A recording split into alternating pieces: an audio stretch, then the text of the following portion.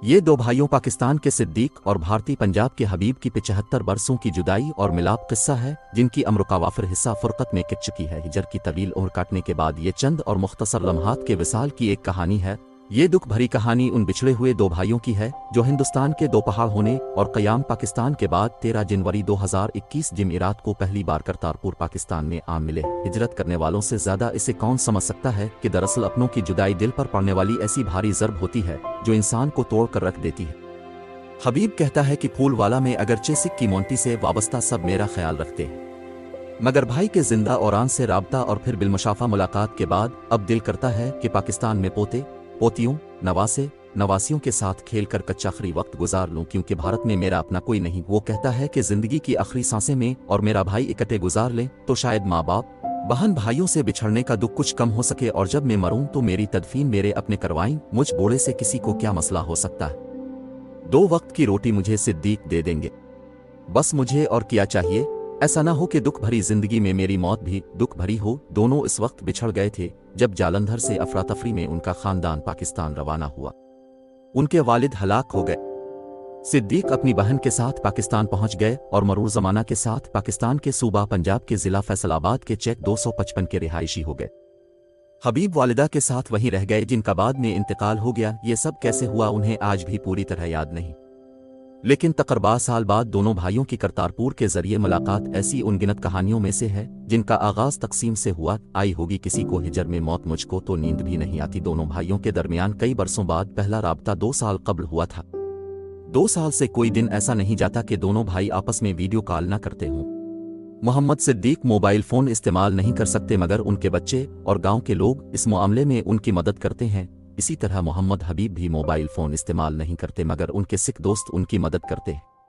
मोहम्मद हबीब एक सिख खानदान के पास क़याम पजीर हैं। मोहम्मद सिद्दीक को अपने खानदान से बिछड़ने की कहानी अच्छे से याद है।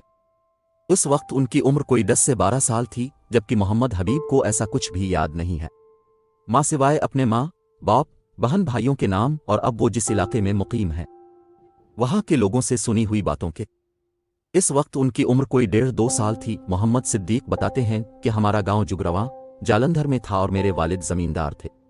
मुझे याद है कि हमारे खेतों में बहुत खरबूजा लगता था। मुझे अपनी वालिदा भी याद है।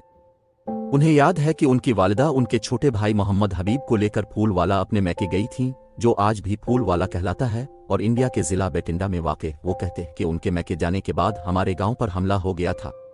लोग अफरा तफरी के आलम में इलाका छोड़कर मुंतकिल हो रहे थे।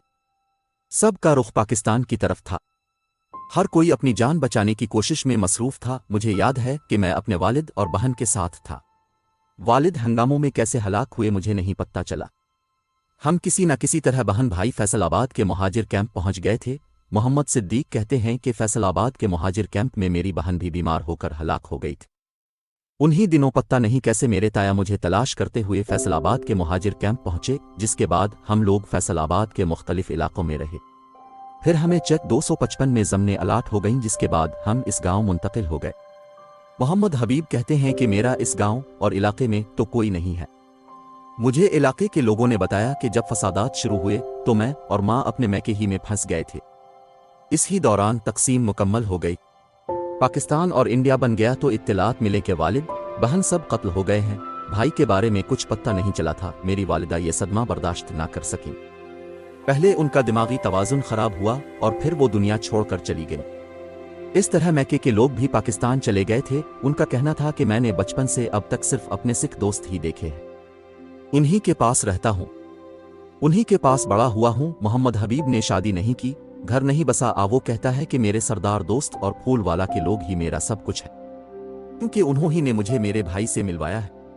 मोहम्मद हबीब को सब लोग सका के नाम से जानते हैं। उनका असल नाम पूरे इलाके में बहुत कम लोगों को मालूम है। ओरास का कोई राशन कार्ड वगैरह नहीं बना। करतारपुर राहदारी खिल चुकी है तो इस रास्ते से कोशिश करते हैं कि बिछड़े हुए भाई आपस में मिल जाएं, कम अज कम उनकी एक मुलाकात तो हो जाए। हबीब 10 जनवरी को करतारपुर में दाखिल हुए तो मोहम्मद सिद्दीक अपने अहलो अयाल और पूरे पिंड के हमरा वहां पर मौजूद थे। मोहम्मद सिद्दीक अपने भाई के लिए तोहफे में कपड़े वगैरह लेकर गया था, जबकि हबीब भी अपने भाई पोतों और पोतियों के लिए कपड़े लाया था।